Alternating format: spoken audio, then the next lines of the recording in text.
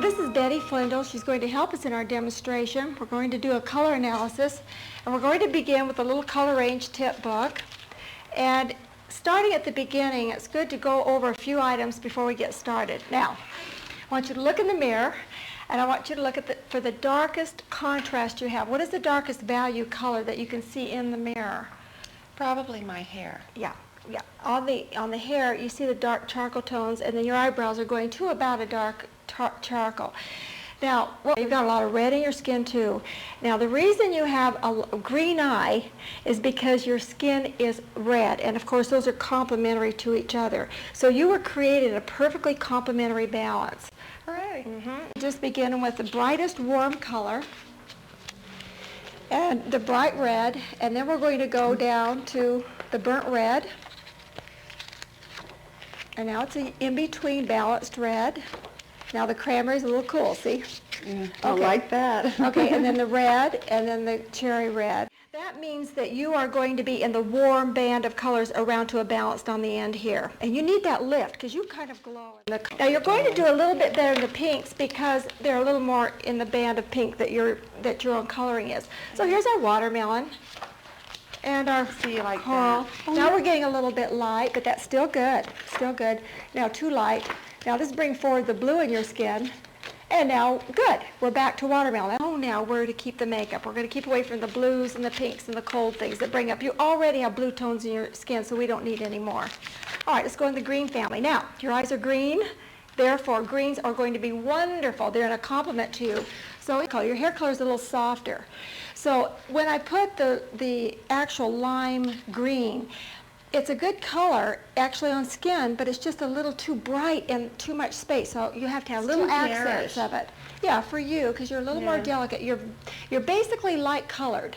So you don't want to really have a lot of space when you wear this. It's accent colors and patterns and things.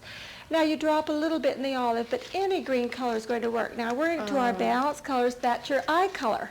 Now actually that's almost a repeat of your eye color, almost right on. That's the grade green. Really, your eyes are a little bluer. They are a little bluer in the green family, so we're going to leave it here. So in this family, you're going to go clear around the balanced colors. So in other words, I should never buy a suit in this. Right. Okay. Right. Now, here's where you're going. You're coming around here, starting around at the warm point, going around to the balanced color. You're picking up the balanced colors over here too. Probably the 100 green is really a little bit darker than you need. Now, all right, now, what are you going to do with that? It looks fine as far as an accent color. Have you ever worn that? Yes. Okay. In the summertime, okay. Like in sportswear or something. Okay, now what we're going to do, you're going to use it as an accent color. This red-violet tests beautifully on people's skin tone.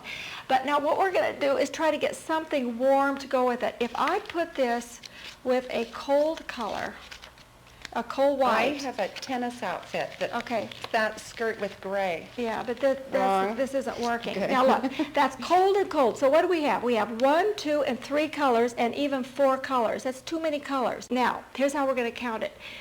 This isn't an extra color. These are your colors, but this isn't an extra color, so that's enough. So when you wear this color, because that is 1, 2, almost 3 colors, if you start wearing this, then we've got to come back and repeat your hair color to tie it all back in together. So we're back here giving a repeat of tones of the hair a little bit. I'll put a little camel in it to really generate your hair tones.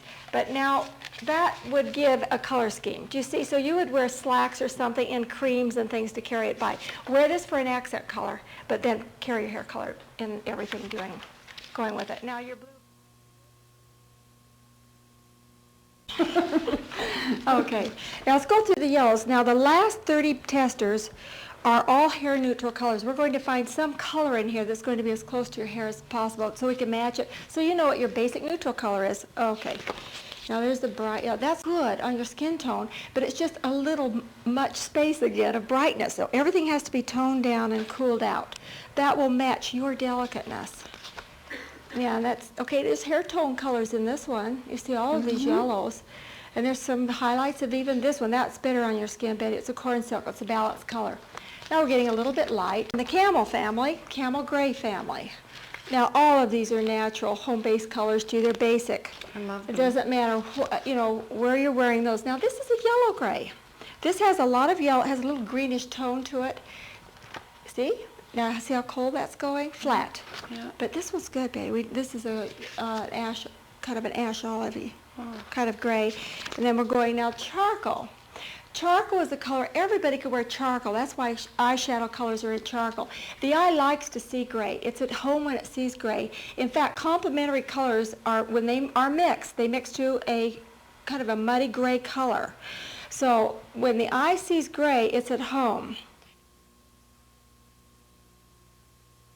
Betty has the kind of skin that shows red. It flushes. You have a kind of a ruddy chest, don't you? And when that happens, we know there's a lot of red right at the surface of the skin tone. So gray really helps. It'll cool it out and keep it peaceful. So for your color scheme, I'm going to give you all of the neutrals.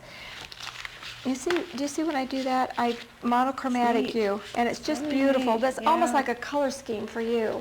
It's because of your particular coloring. You know what that does?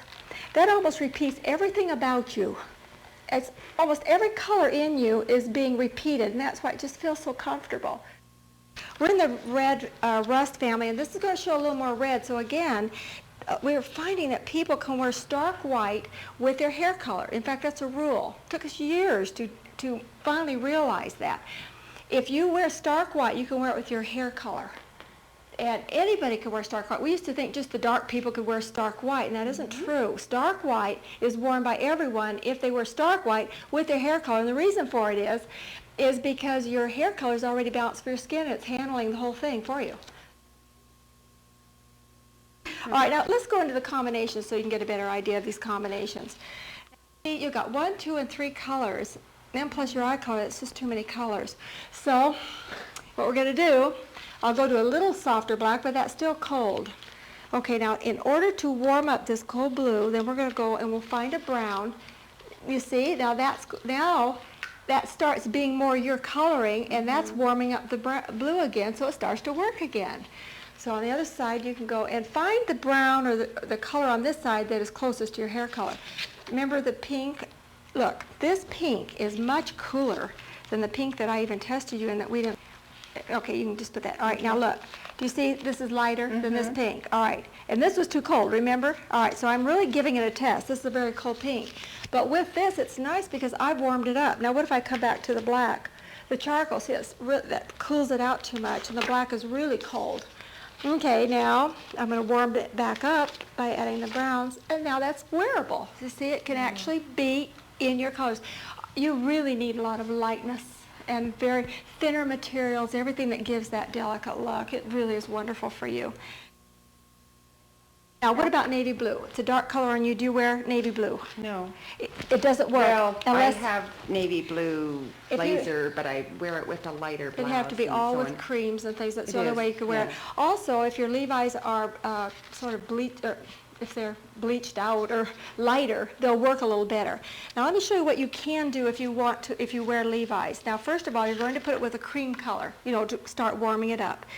Now, go back and let's catch a color from your skin tone and makeup colors that we liked. Let's bring that back up and let's accent that. Now, do you see what happens?